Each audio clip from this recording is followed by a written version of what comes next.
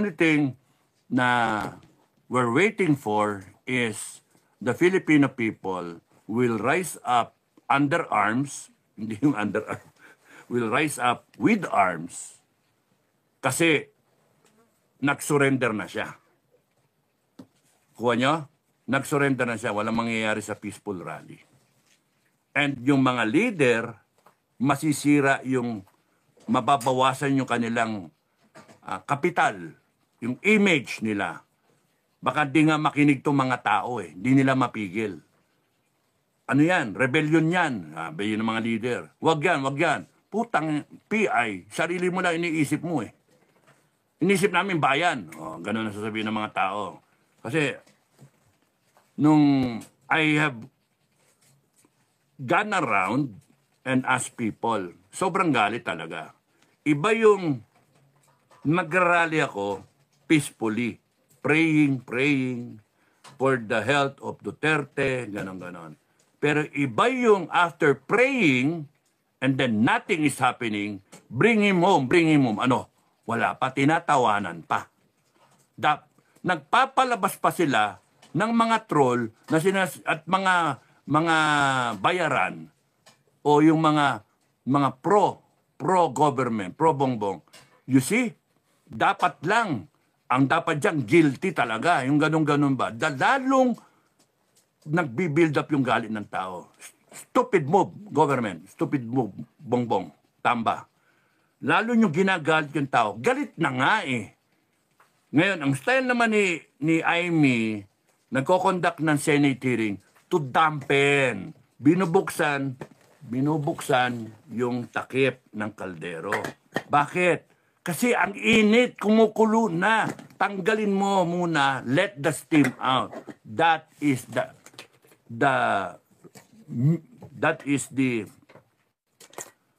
what I can infer from the Senate hearing. Na to find who is at fault. Pero walang mangyayari dyan. Because this government has a grand plan na ganito, A, B, C, D. Pagka ganito, nagalit ang tao, ito'y sasagot. Pagka ganito, ito'y sasagot. You're all being played by this government. Kaya tanggalin yung kaldero, nawala yung rally. Nakikinig kayo eh sa Senate hearing. Naghihintay kayo kung may mangyayari. Which is exactly what they want you to do. O kita? Ma-vent out ninyo, nag-let off yung steam, nawala yung momentum. Iba sabi, strike while the iron is hot. O, ano pa? Wala na. Tapos nun. Ngayon, ang ginagawa, misdirection. May salita dito na hindi kasama yung isa dito kasama isa. Laglagan ko no. Na nagbibigay ng hope sa inyo. Na, ayan, laglagan na. May tatayo na dyan, ganyan. Hindi, they're all part of it. Kasi wala nagre-resign. Sorry sa mga mista ko, ha. Pero sa standard ko kasi, sa standard ni Enrique, no? Sa standard ni Enrique, ako yun. Sa standard ni Enrique, sinabi nyo sa akin ganito, si Duterte, kikidnapin natin, i-arrestuin natin, dalhin sa at all cost dalhin natin, may aeroplano na, bla bla bla. Unang dinig ko yun, sabihin ko, inan nyo, hindi nyo ako isama dyan. Sir, Mr. President, I tender my resignation. Right there, on the spot. Teka muna. I won't be party to this. Okay, palagay mong hindi siya kasali. Hindi siya kasali. No, lahat sila, hindi kasali. For example, nadinig mo lang. Ganun pa rin eh. Pagka nadinig ko may plot na si Duterte tatanggalin, at nag-serve ako kay Duterte, nag-serve ako kunyari, nakinabang ako in a way, yun ang hirap eh, nang nakikinabang eh. You are entitled, pagka nakinabang ka, entitled ka na magbayad ng utang na loob kung matino ka. Kung di ka matino, wala kang utang na loob. Parang si Bongbong. Walang utang na loob. Ngayon, yung mga na-involve, walang utang na loob. So, matinig ko lang na may planong ganon, right away, I resign. Right away. Because I won't be party to that. You are doing something that is way, way beyond the parameters of my good moral character. Hindi pwede. Kahit saan mo daanin, hindi pwede sa akin yung ganon. Putragis kayo. Iko-kompromiso ninyo yung buong pagkatao ko. Gusto nyo maging part ako dyan? Gagamitin nyo ko, maging part ako dyan? Magbe-benefit kayo sa expertise ko na magbibigay ko ng advice sa inyo to make sure that the plan will work and make sure na yung tao na kung ano yung mangyayari, I will give you feedback, ganito, ganyan, ganyan, ganyan, ganyan. Gagamitin yung talent ko. No way, I'll resign from my position. That's why I am advising my classmate, you better resign.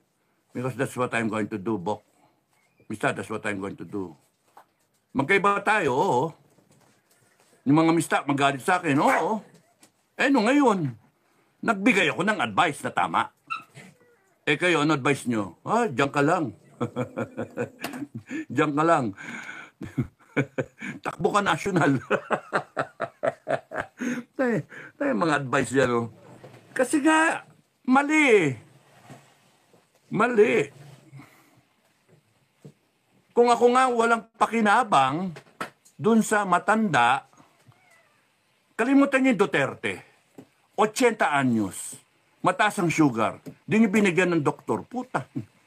Tarantado kayo. Kung may magulang kayo, ginawa yun sa magulang niyo, di ba magagalit yung anak? Kaya ganun yung anak. Ganun si Sarah, ganun si Kitty. That explains the behavior. Subukan nyo gawin nyo sa tatay nyo, sa lola nyo, sa lolo nyo. Walang kakwenta-kwenta yung ano ninyo. That's why, Mista, ang advice ko, resign. May pinagsamahan tayo, pero huwag niyong papairalin yung mga estrella ninyo. Kasi yung estrella ninyo at mga posisyon ninyo na inabot ninyo at hindi ko inabot, hindi ibig sabihin, mas magaling kayong tao sa akin pagdating sa karakter. Pantay-pantay tayo. When it comes to determining what is right and wrong, pantay-pantay tayo. And sadly, kung sinasabi ko nga sa standard ko, pagka nadinig ko, in-involve nyo ako, may plano kayo, resign ako. Isasangkot nyo ako, resign ako. Then I can speak out. Tantado to mga to eh. Gago kayo. Then I can lead the people. I can be with the people. Because I am living proof that this government is a demonic government. Walang niya. Walang utang na loob. Walang kakwenta-kwenta. Hindi iniisip yung repercussion. Hindi iniisip yung 90% ng tao magagalit. Wala siyang paki. Basta, matanggal mo na yan, pila yung eleksyon nila, ng kanilang mga line-up, yun ang reading, tapos nun, mawala ng mapipilay si Inday Sara, pwede nila impeach, and then, mananalo na yung plano nila na si Tamba, magiging presidente. Pagka in-impeach na, yun yung way out ni BBM. Impeach siya eventually. So, bye-bye, pero okay lang. Mayaman na siya. Abroad na siya. Yun yung game plan nyo.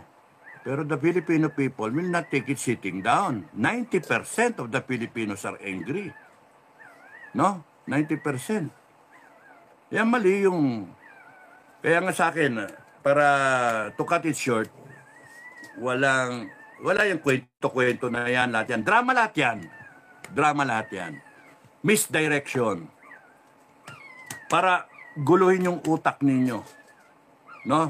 It still is to cover up the wrongdoing, yung kay Lisa na nangyari sa Tate, yung ginagawang pangungulimbat ng pera, yung abyuso sa mga abuse of power, yung pagdodroga, yung lahat. To cover up everything. And then go steps closer, 2 steps forward, 1 step backward. Yun yung style.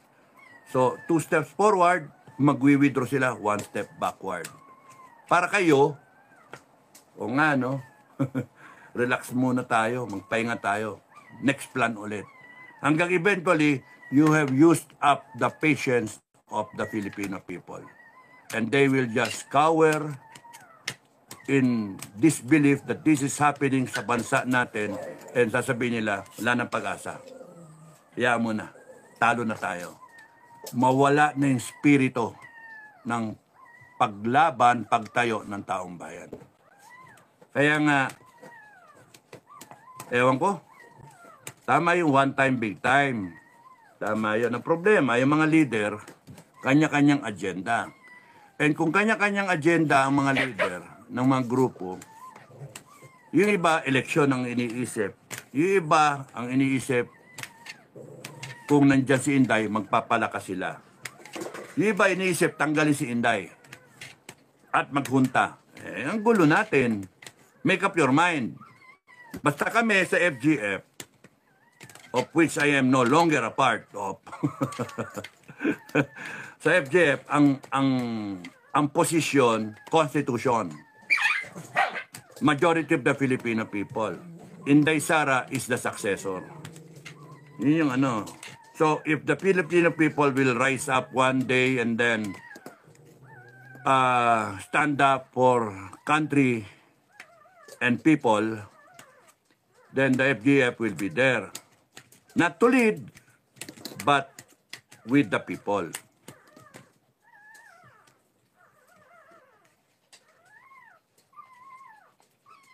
Filipino people, you empower yourselves. Hindi nagtuturo kayo. Maraming mga comment nagtuturo Sir, kayo, ganyan na. Sir, kayo, pag-asa. Sir, ganon, ganon. Sir, simulan nyo na. Sir, susunod kami. Yung ganon. You be the leader. Kanina lang, nag-post ako sa Facebook. There is a hero in each one of us. No? There is a hero in each one of us. April 9, 2025. Araw ng Kagitingan. Remember and be one.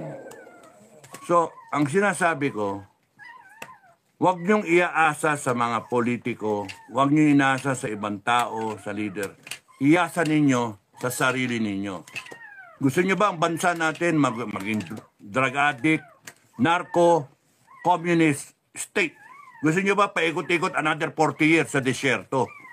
We were delivered out of it with EDSA 1, tapos 40 years, ganun pa rin tayo. We're another EDSA ang iniisip ng taong bayan. Umiyak ang taong bayan. Another Marcos. Kaya nga So, mawawa naman yun. Ano yun? Uy! Padidein mo. Meron kayong ano dyan. So, yun yung ano. Bigyan ko siya. Padede siya.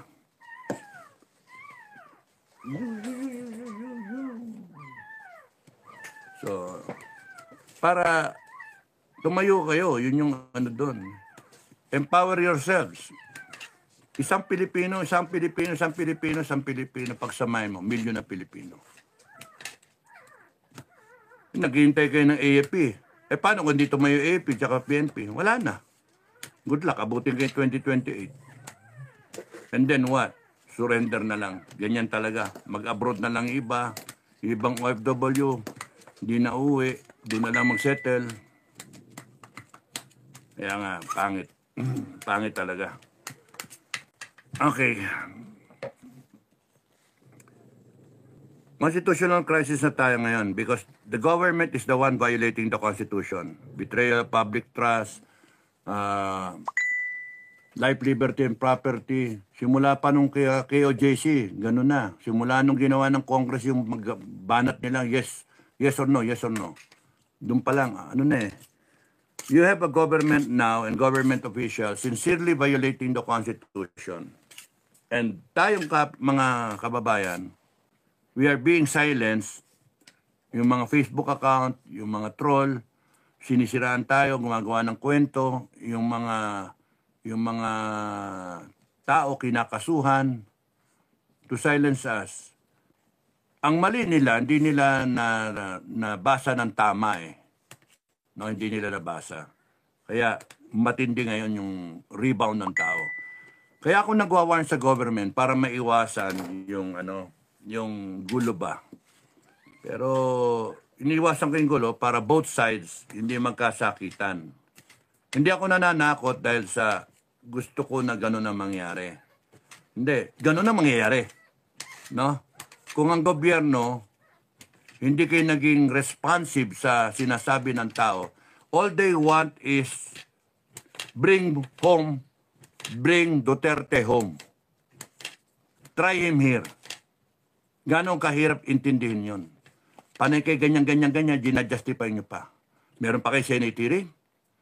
Misdirection. The people will be so fed up they will not follow the law. Matakot kayo sa ganon.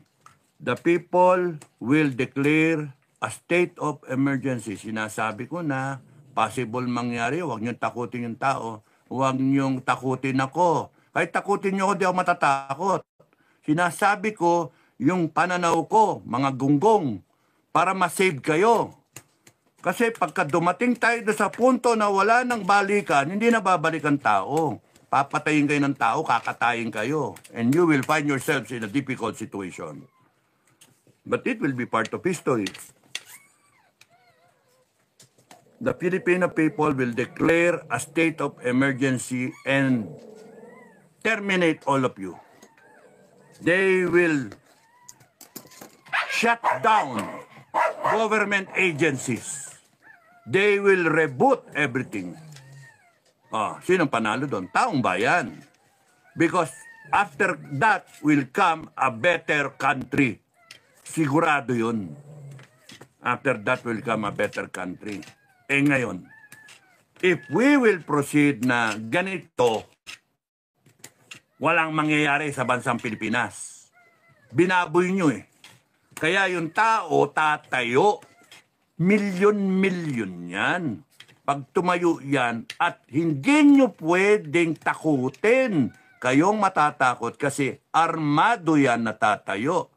Can you imagine the French Revolution na kahit tinidor dala nila, kahit mga itak, etc., pitchfork, etc., ganon. At mas masahol pa dyan, yung kanila guillotine. Dito sa atin, totorturin kayo. Sasampalin kayo, pipilahan kayo, sasampalin kayo. Mamamatay kayo sa sampal.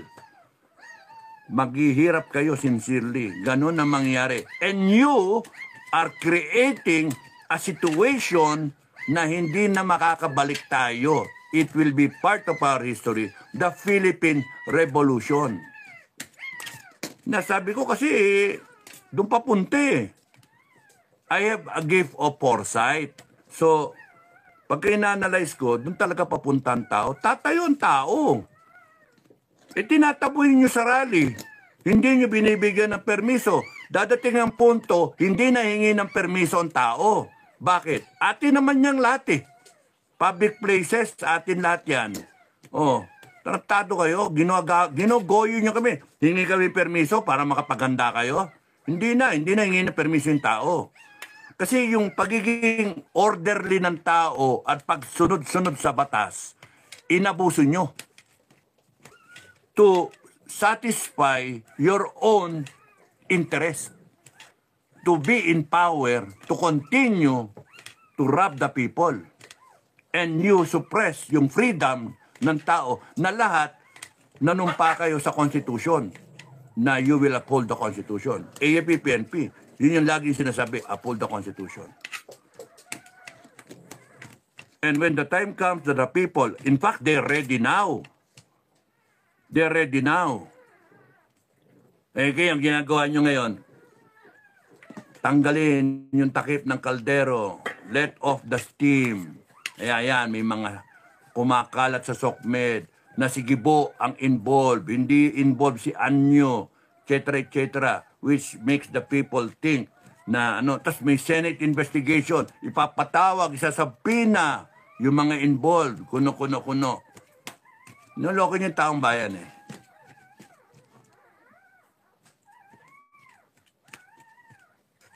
Pag kami nangyari kay Duterte sa abroad, knock on wood, tapos kayo.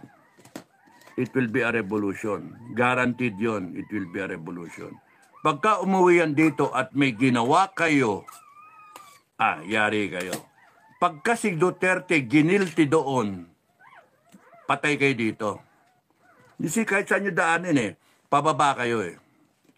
Pagka nag-eleksyon, dinayaan nyo, at nag-ano kayo kay Sara, yung inimpeach nyo, good luck, dedo kayo.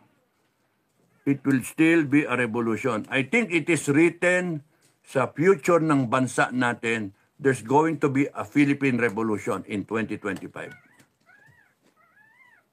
Talagang yun yung ano eh, yun yung dating eh. And no amount na takutin nyo, rebellion, insurrection, etc. Lahat ng erection. Sabihin nyo lahat. Election pala. Sabihin nyo lahat ng ano, nation, sedition, rebellion. Sabihin nyo lahat yun. Hindi na maniniwala taong bayan. Kasi kayo mismo, binayolate niyo yung Constitution. Nagnanakaw kayo.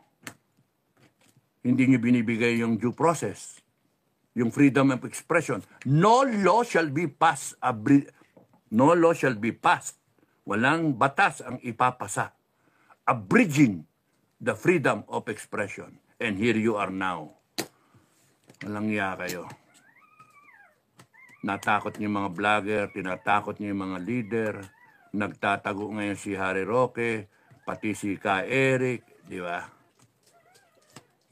The entitlement to life, liberty, and property. Ano ginawa niyo sa mga KOJC, kay Pastor Kibuloy, kay ano, yung right to due process, si Tebes, tsaka si Bantag, no? Oy, the people will be so happy to bring back Bantag there sa Bilibid. Ano, General Bantag, ano? Tingin ko ganun ang mangyayari. General Bantag will be back sa Bucor, doon sa as head sa Bilibid. And the congressman, doon ikukulong sa Bilibid. Naku, patay kayo. Magkaka-COVID kayo. Magkaka-COVID kayo. Yung matapos yung ganawa yung kay Bantag do sa walang ano, due process eh. This is the kind of government that you are. And because of the abuses that you did, the people will see to it that you will be accountable in the day of reckoning. Wag lang sana maging French type revolution. Daming madadamay kasi. Okay? Oston Renemia. Get well soon, Sir Dado, watching from Dubai. Thank you. Kamusta mga taga Dubai? Kinawawa na talaga ang Pinas sa Bangag administration. Jutang Pulboronics. Shame. Ostan Renemia, thank you Agnes Bombita, narko na nga po daw tayo, sabi ng Banyaga. Ay, kakainis, kakastress, ano? Pilipinas, inang bayan, hudas po talaga si Bangag Kap sa laki ng binigay ng tulong ni BP. Nakawalang yan, di ba? Ang ginanti ng pamilya niya, kawalang yan, lalo ng asawa. Naku po naman, sobrang kapal. Sayang po talaga. Sarap nilang gawin. Giniling. Take note of your comment. Pilipinas kong mahal, ano? No? Pilipinas inang bayan. Yung comment mo. That comment is also the same feeling of a lot of Filipinos. And I could say, yung 90% na yan, na nagrarally-rally, ganyan ang comment. Galit na galit. Now, next step, the ladder. Next step up the ladder. Hindi ubra yung peaceful rally. Kasi tinatawanan lang tayo. Nakakapikon. Kaya yung tao, ang iniisip, ang sabi sa akin ng mga kausap ko, putangin na yan, sir, wala naman nangyayari sa mga peace rally. Mas maganda, sir, lumabas na lang talaga ng armado tayo, sir. Sabing ganon. Hindi yan FGF. Plain civilians yung mga yan. Plain farmers. Plain businessmen. Yung medium-sized business. Plain government employees. Plain na mga workers, iba, nag-computer, etc., etc. Iba-iba. Iba-iba. Can you just imagine gano'n na nararamdaman? Iba, plain housewives na galit talaga sila. And di pa ako nagsasalita niyan. Di pa ako nagsasalita niyan. Galitin mo ng galitin, tapos tandaan nyo ako sa eleksyon, ha? Nagjojoke nga ako ng gano'n eh. Tama ba yung ginagawa nila? Hindi, di ba? Tama ba yung ginagawa nila ngayon? Pang-abuso, etc., etc., etc. Mali, mali. Anong gagawin nyo? Sasabihin nila, laban tayo. Tapos, tandaan nyo ako sa eleksyon. Tawanan. Para mawala yung galit ba? Galit na galit eh. Para mawala yun. O, sige, vote, vote. Ay, wala pa pala ako. Wala pa pala akong Hindi pa pala akong kandidato. Ayoko maging politiko. Walang yan. Tingnan mo ang kababoy ng mga politika natin eh. So, ganun yung Karma. Nana amin sir. Kita na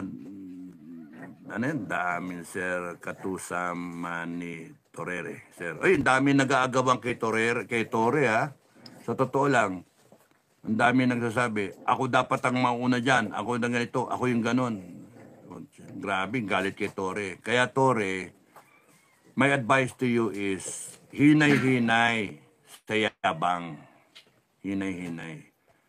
Magugulat ka na ultimate police under you. They will be the ones who will arrest you. Kasi may mga nakausap din ng mga pulis. Kaya nga yung yabang ninyo, yung arrogance ninyo, pwede ba ikalma-kalma kayo? Tore, kasi ikaw ang number 1. You have exceeded tambaluslos. You are now in the number 1 order of battle ng mga mamamayang Pilipino. Number 1 ka to get you. Imagine if 1 million Filipino people, kahit 100,000 na lang, will go there sa krame para hulihin ka. Tapos, you cannot ask your PNP to defend you because they will also be afraid na madadami sila dahil sa iyo. So, they will side with the people. At sila pa ang uhuli sa iyo. Ang sakit nun. 2-star ka, tapos nun, hulihin ka ng mga polis mo, ng mga patrolman, ng mga PO1, PO2, PO3, hulihin ka. O kaya ng mga official mo, hulihin ka. Sir, sorry sir ha. Pero, your time is up. And then, you will be delivered to the Filipino people. Naku, yun ang mahirap dun. Pukpok sampal ang aabuti mo dun. Parusa. Parusa. You might not survive. Hindi bali, dedextrose ka nila eh. Ganun kagalit yung tao, sa totoo lang. Kaya nga, hinay-hinay. Hindi porke nakapwesto kasi kayo ngayon, ang yayabang nyo. Parang hindi kayo matatapos. At tatawa-tawa ka pa na subukan nyo. Hahanapin ka kaysa ka pumunta. And it will be a dysfunctional, it will be a life na mahirap. Tama na. Nilo Batalyer. Magandang gabi. Ingatan niyo po ang puso niyo. O nga na kailangan ko umibig. Masakit. Gemma Malikay. Good evening po, Sir Dado. Ingatan po lagi ang inyong katawan. God bless. Dumakingatan ko. Kakain. Junior Pines. Sakto po sa ayuda ang mga opisyal ng AFP, PNP, AFP. Po sir, uniform na lang ang maganda sa kanila. Perahan na ang labanan, hindi na bayan at mamamayan ang kanilang pinagtatanggol. Kaya nga may nagsasabi nga sa akin na i-abolish na lang daw ang AFP at PNP when the day of reckoning comes, which is logical kasi galit ang tao sa AFP at PNP. So right now, everyone is in question. AFP, PNP, all 180,000 na AFP, all 200,000 plus na PNP. Why? Because yung hero nila, yung folk hero nila, si Duterte, yung pinakamagaling na presidente nila, no? Tinanggal tinanggal. Dinala doon. Walang ginawa ang AFP tsaka PNP. In fact, yung PNP, sila pa yung instrumental na gawin yan. Anong expect nyo sa taong bayan? Galit! At kung i-disband kayong buo, damay lahat kayo. Kaya na lang dyan, saving grace na lang dyan, the people will create probably a new, an entirely new armed forces, the Philippine Defense Forces. Ganun na magiging advice ko. And the People's Police Force. Lahat ng matitino, sali kayo dito. Tawag lang kayo sa taong bayan. Hello? Hello? Ano ranko mo? General. Sorry, bawal ang general dito. Si Santi kayo lahat. Bitay kayong lahat.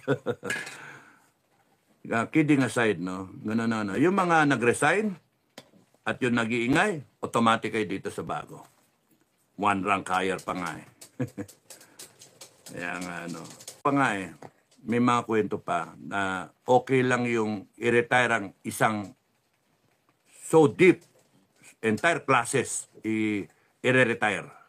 Ganon, umaabot yung usapan ng mga tao. Tanggalin lahat na general na yan. Hindi natin sila kailangan mga hinayupak na yan. Ganon word for word sorry. I just want to be truthful and honest. Ganon yung nadidinig ko. Maputang gano'n ang mura naman, mga putang ng mga yan, hinayupak ng mga yan, pinapakain natin sila, putang inang yan, gano'n. Tapos wala silang utang na loob, tinaasan yung sweldo nila, tapos sila pa yung, wala silang ginawa, hindi nila tinigil yung presidente na tanggalin, etc., etc., etc. Galit na galit mga tao. Hindi mo masisi. Hindi mo masisi tao. Kasi, nadamay na AFP tsaka yung PNP sa mali na style. Ngayon, i-justify nyo. I-justify nyo, sabihin nyo, tama lang ginawa ninyo. Sige, bahala kayo. Bahala kayo. Ang dyan, yung Constitution binaboy. Nakalagay sa Constitution, basahin nyo. Duterte is entitled to basic rights as with the Filipino people. And that's the danger there. If you can do that to a former president, how much more to a low Filipino, to someone who is just a farmer, a tricycle driver, jeepney driver, taxi driver, a fisherman, a laborer. If you can do that to a former president, how much more dito sa isang estudyante, sa isang asawa, sa isang housewife, di ba? Sa isang nagtatrabaho sa call center, sa isang basurero.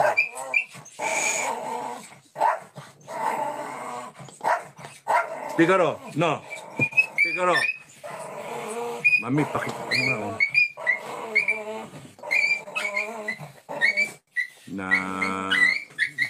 Figaro, si Figaro, mami. Wag na, mami, wag na. Nakakabit na Wag! Wag na, mami.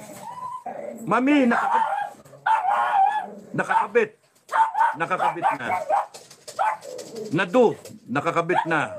Masakit. Hinilan nyo Okay, sorry hanggang dito na lang ako. Tatapusin ko na. Nasa butay ko Okay, maraming salamat sa inyo. God bless everyone. God bless the Philippines. Ingat kayo. Tandaan niyo merong Merong hero sa bawat isa. All you have to do is show it. No? Oh, my love, Commander Bukay, nabasa lang namin sa news. Alin yon? Ang? Alin na nabasa, my love? Niva Blanco, sir, tawagan kita tomorrow. Niva Blanco. Bahar Angela, si General De Leon, General Poki, General Escobar lang nakita kong consistent, yung iba may God, paiba-iba ang version, di mo malaman ano talaga. Rio, nagsasalita ako. Maisel L, God bless her, pagaling ka po, relax, thank you for teaching and guiding us po. Susan, ingat po, Kaptado, thank you ha. Ano yun, 3K, binaboy na nila laban sa taong bayan. John, lahat ng PRRD allies keep encouraging supporters to follow the Constitution and laws. Ang problema, yung government keeps on trampling on it. Lalaban pa ba tayo ng patas? Hindi nga, ganun na mangyayari. You see, whatever will happen, it becomes a revolution or a civil war, it's not my doing. It is going to that end game, because it's the doing of this government. Psychology, no? Physics, action, reaction, ganon. So yung action nilang tanggalin si Duterte, may reaction doon ang taong bayan. Nagising, nakita natin lahat. Pero nung nag-rally taong bayan, tinatawanan lang nila, ginajustify pa nila. At dinadagdagan pa yung galit. Kaya ang mangyayari dyan, reaksyon ng taong bayan, lalabas yan, armado na. Gago tong administration na to sila. Tapos kakaso na ko rebellion. What for? Di pa nga ako lumalabas Rebellion, inciting to sedition. Mga ulol nyo, meron kang unang kaso. Kahit gawin nyo 1,000 yung kaso na yan, hindi nyo na mapipigil yung galit ng tao. Ginalit nyo Hindi mo na mapipigil, Tore, na ikaw, isa ka number 1 sa agenda ng taong bayan. Reckoning will come. The time of reckoning will come. And you better kalma kayo. Huwag nyong abusuhin masyado yung tao. Because ang tao nagbigay sa inyo ng power ninyo. Sasabihin, tatakutin nyo martial law, magma-martial law kayo. No, the people will undo that martial law, bongbong. Because the people now understand, sinabi ko, the people now understand that the power, your power to install martial law concurred by Congress came from the Filipino people. And the people can anytime tell you, belay that, disregard that martial law ni Bongbong Marcos, because we are declaring the people's martial law. Yari kayong lahat. And from there, lahat kayo terminated na. Anong lalaban nyo doon? Armed forces? Hindi, mahati. Hindi nyo ba nakikita yun? Mahati. Ang hinihintay na lang ngayon, lumabas ang taong bayan na armado. Decided, lumabas armado. Kasi walang mangyari sa rally. Hindi kayo nagre-react. Hindi nyo na-explain yung ginto. Hindi nyo na-explain yung pera. Ang titigas ng kokote nyo, meron pa kayong 2025 na GAA na balasubas. Ang dami nyong maling ginawa. Ang pinaka-pinakel, yung pinaka-grabe ay yang si Duterte. Arogante kayo na tinanggal ninyo at sinubo ninyo. Merong konstitusyon. Now you expect the people to follow the Constitution? Yes, we will follow the Constitution. The people will rise up and defend the Constitution because you are violating it. The people will unseat you, Marcos. The people will terminate everyone. The people will close agencies. The whole legislative branch. Puchay, kasara kayo. And it will be a junta. Ano? Ganun ang mangyayari dyan Ang tanong na lang sino ang uupo sa junta? And taong bayan, naintindihan na rin. Siyempre, Constitution, sino successor? Down BBM, up Inday Sara. Sinong abla? You have 100 million Filipinos who believe in Inday Sara. O patay kayo, wala na. Kaya yung bibida-bida, hunta-hunta. Mag-isip kayo because it will be a revolution and then pagka nag-power grab kayo, there will be another revolution. Tuloy-tuloy na revolution yan hanggang sa magkaburahan. Ang matitira dyan, Duterte. Hindi na mangyayari dyan. Kahit hindi kami makialam, manood lang kaming ganyan. Oh, neutral tayo, wala tayo pakikialaman dyan. Pero pag kami sinaktan kayo, puta, ibang kwento na yon pag kami sinaktan kayo. Kasi pagka inosente na taong bayan ang sinaktan nyo, kalaban nyo na kami. And we will be there with the people. Si Commander Bukay na, I will be in the hospital. I will be watching sa mga live, sa live na feed. Kaya nga Pero pagka tumayo kayo, sabihan niyo ako papapostpone ko yung procedure ko. I want to be part of history also.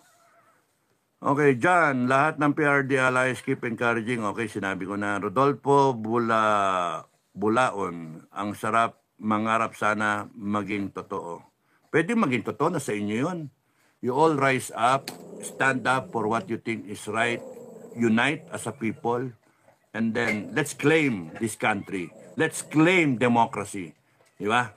Let us make sure that the Constitution, no matter how frail, no matter how imperfect, we make amendments, we make sure that the new Philippines will be for good, for the better, no?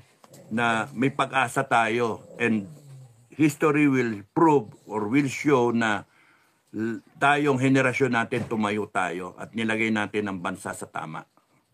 Pwede naman yun pagka tumayo tayo, pagka nag-unite tayo, pwede naman yun. People like me will come and go, pero yung mga, ako gusto kong katay, mga troll Kayong mga troll, good luck sa inyo. I will have my time na isa-isahin ko kayo. Kayong mga umano sa akin, bumanat sa akin, I'll be too happy. No? Babalikan ko kayong lahat. Kala ninyo. Annalyn Corpin, hello Sir Supremo Dado, ingat kayo lagi watching Riyadh. My love, at meron papatay sa iyo, Tore, na kabaro mo na balita namin.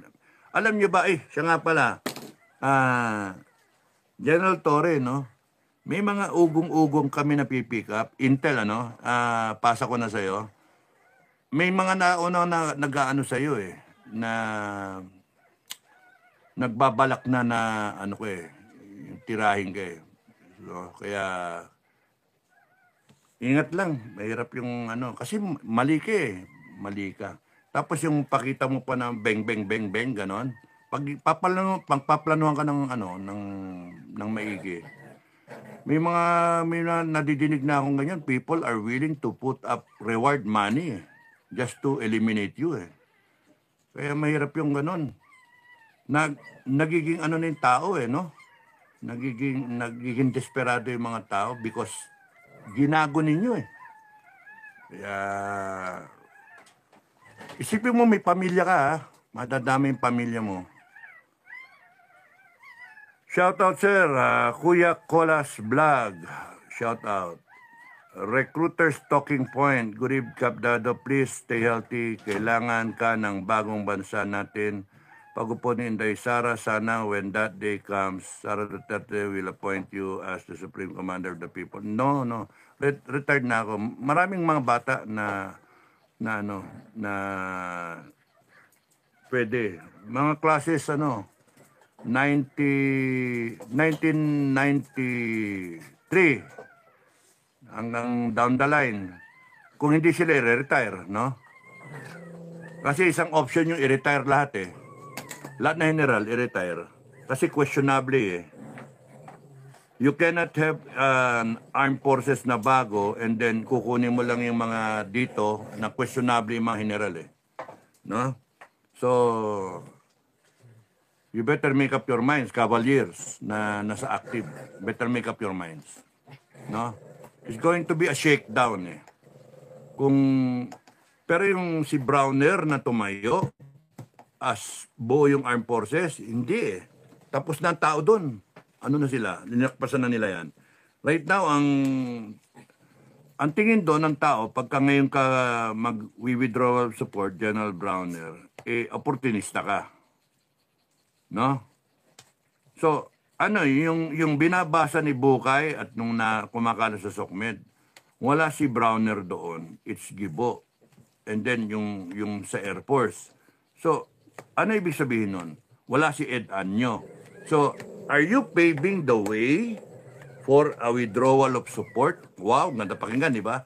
Are you paving the way for Anyo and General Browner to withdraw support from BBM? Kasi ang naging poll guy doon si Gibo. And then yung Air Force Commander. Which is understandable kasi nasa Villamor nangyari.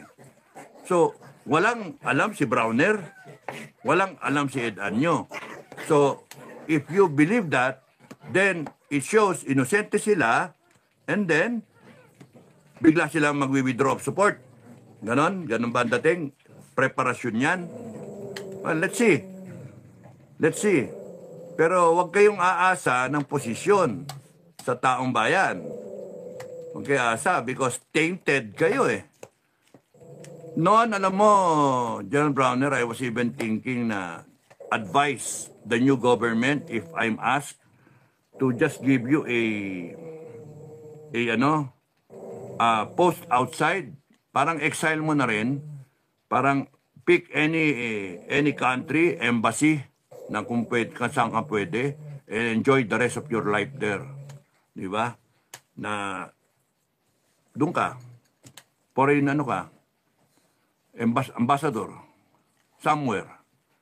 Pero lumakpas na yung na yun, yung golden parachute, lumakpas na yun Kasi ngayon, people, mahirap i-depend Meron na i-depend sa taong bayan Kasi galit ang taong bayan. At saka may mga chismis na yung taong bayan na naririnig na money involved. Kaya nga, mahirap i-depensa. Susubukan natin, no? Kung mag-withdraw kayo ng support, subukan natin. Pero ang advice ko sa inyo, not to ask for any position. Because this bagong government of the people, by the people, and for the people is non-negotiable. Humingi kayo ng posisyon doon sa mga general na lalabas pagka panalo ng tambayan, doon magdilitawan yung mga general na tahimik ngayon. Good evening, Cap Dado. Okay. Thank you. Green X-Red, thank you. John Francis Abadingo, Ambungan Gaming. Poop. Okay. Nangasar ka ba? Buray ko yung mo Remove. Okay. Okay, magko-comment na langanin para hindi kayo matanggal. Kadapi ang mangyayari kay Torre. Judas na Torre yan. Kita mo, Torre galit yung mga tao talaga may love, wala naman talaga nangyari sa rally, sir, pagod lang. You see? Tsaka nagastusan lang yung mga tao. Walang pera-pera. Tao, sariling gastos. Ilan yung tao namin na napagod? Si Tarira napagod sila Sese. Pagod yung mga taong ma-attend kami, pagod. Agap Corner, good evening po sir. Green Times Red, 1M na sampal kay Diwata, haha. Patay yun sa sampal, 1 million. Maga yun, tanggal ngipin nun.